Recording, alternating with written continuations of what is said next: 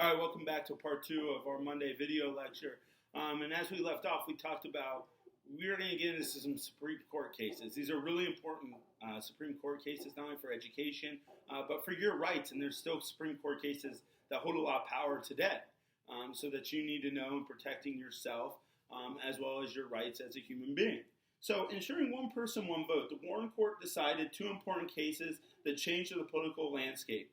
The first one is Baker versus Carr. The state had not redrawn its legislative districts in 5 decades. So why is that a problem? The urban district had many more residents than some rural districts, but the number of representatives did not reflect that increase. So what they're saying is the rural areas that don't have a lot of people are having more representation than that urban district that has more people, which that shouldn't be the case. The urban district should be broken up into more areas so they have more representation based on population than those rural areas, okay? This is where you get into that gerrymandering. You need to redraw these district lines, not only to be fair politically, but also to be fair for the representation. The court ruled the federal court and not state governments redraw voting lines. So it's not up to the state to manipulate this. The state can't say, well, because we are this type of state, we want representation from only Republicans or only Democrats. So we're going to redraw our district lines to make sure that we maintain that order. So what they're saying is the federal government is going to be the ones that redraw the district lines, not the state, because the state can have other motives. The state can have motives that benefit them that the federal government doesn't agree with. The second is Reynolds versus Sims. This is a result of the legislative districts across the country were redrawn following a principle of one person, one vote. Each legislator would represent roughly the same number of people. So in the Supreme Court case, they want to make it so that you have one representative for a certain quota or number of people. So one representative for, say, 100,000. So we want to make sure that's the case for every state. So in every state, when they are drawing district lines, they need to make sure 100,000 people fit within that district line, and then they get one representative. And then another 100,000 people, one representative. So it just depends on the size of your state. That's why some states have more representatives than others, because they have a higher population. But it's really still equal. You can't go to Montana and say, okay, well, you get 25 representatives, even though your population is 10 times less than Ohio. And Ohio has 25 representatives. It's not equal in that sense. It's equal based on population numbers. So when you're breaking it up, and whatever that set number is that the federal government comes up with, then that's how they appropriate to the states how much representatives they get. Now when you redraw your lines, you just need to make sure you fit that amount of numbers, so whether it's 100,000 people, 200,000 people, whatever, into a district. So this is where gerrymandering again comes into play, because they'll kind of manipulate to get people in and out. So there might be some urban population, but then a really big rural population. So the rural population may make up 75,000, and then the urban population makes up 25,000. Well, it's two different needs, two different ones. But the representative is going to be out of the rural population, right? It's still one representative for that 100,000, but they've kind of configured it so that the rural population is going to get more representation. So there are ways to get around this, but it's getting one person, one vote, all right? Ruling on prayer in public schools. This is another big one that happened in the 1960s. In 1962, the court considered the role of prayer in public schools in the case of Engel versus Vitale. William Vitale, as a state official, ordered New York schools to have students recite a morning prayer every day. So all schools in New York City had to recite a morning prayer based on the state official and what he believed in. Stephen Engel, a parent, sued the state, claiming the prayer violated the Establishment Clause of the First Amendment. Well, we have to know, what is the Establishment Clause? The Establishment Clause says Congress shall make no law respecting the establishment of religion in the United States. We don't have an established religion, right? All religions are allowed to practice fairly and equally. So you can't say that we have to have prayer in school, because that's specific to one religion. All right. So if you go to other countries, if a country is based on religion and has a religion as its national origin, so you go to, say, England. Um, Obviously, the monarchy there has a state religion. All right. Now you can practice other religions in that country, but they have a religion that's based on what they believe in. Or in Italy, Catholicism. So they would all practice that main religion, so they would allow those type of prayers in schools because that is a national religion. You're still allowed to go to other churches and have other beliefs, but there is a national identification of what they believe in. And this is something in my AP Euro class we talk about a lot because religion in Europe plays a major role in developing these countries. But in the United States, we don't have an established national religion.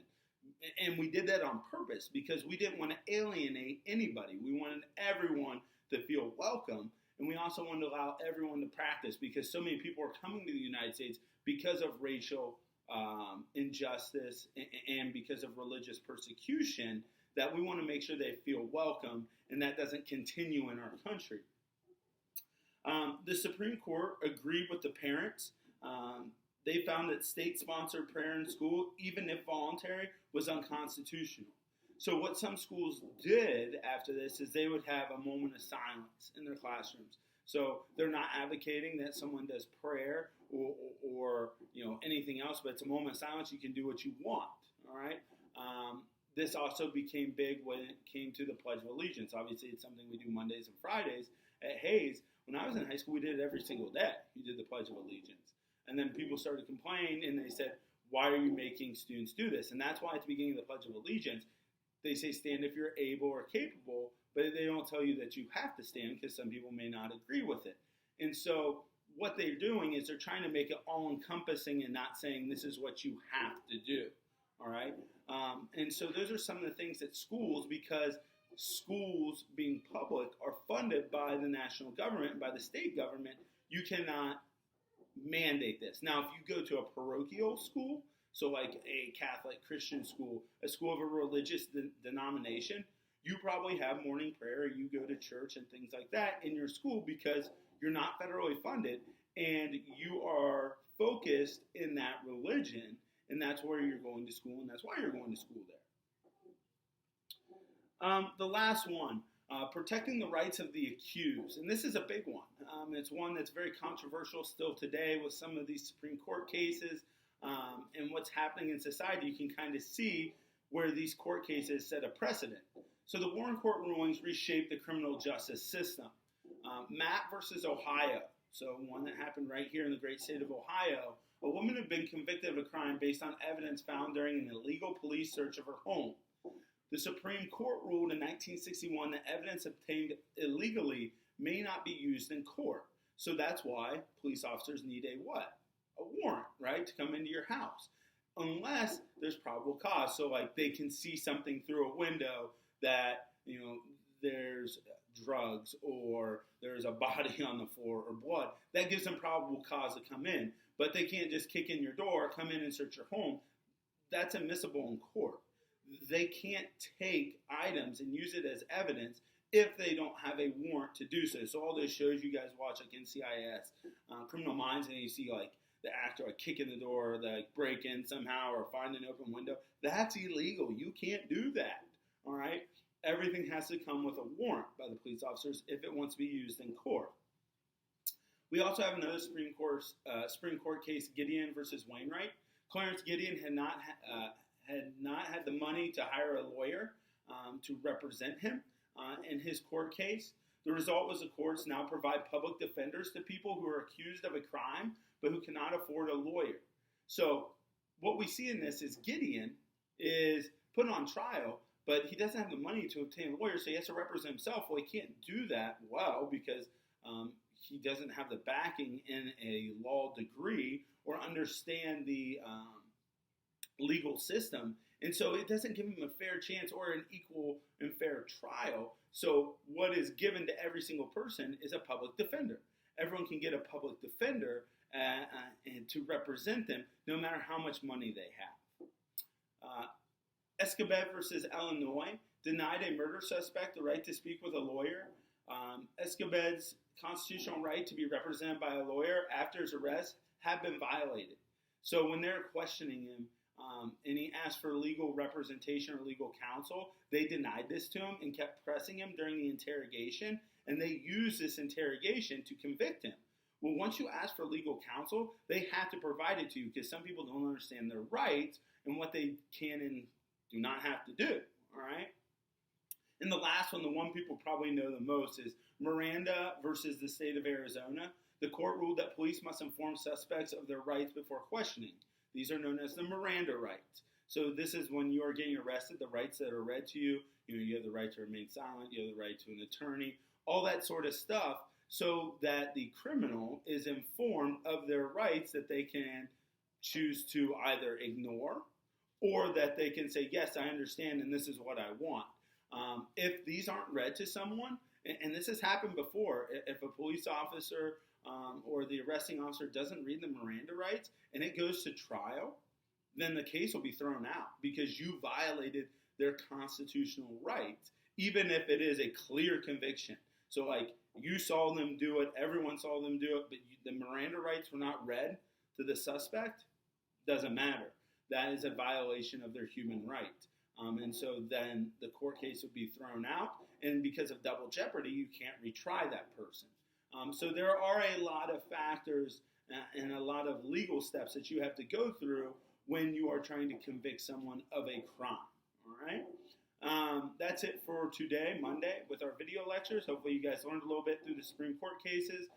Tuesday, we're getting into something a little bit maybe more interesting for you guys, the counterculture and the hippies, all right? And this is really going to be our segue into Vietnam. It's this changing society, especially with the youth. And hippies are going to play a big role when it comes to the anti-Vietnam movement, all right? So I hope you guys have a great Monday. Weather's getting nicer. It's going to be up in the 60s this week. Get outside, enjoy it. I will see you guys tomorrow for our video lecture, all right? Hope you enjoyed. Hope you learned a little bit. Make sure you know these Supreme Court cases. I will give you a hint. You're probably going to see some of them on your writing assessment. So make sure you understand them. Got it? All right. Have a great Monday. I'll see you guys. Enjoy.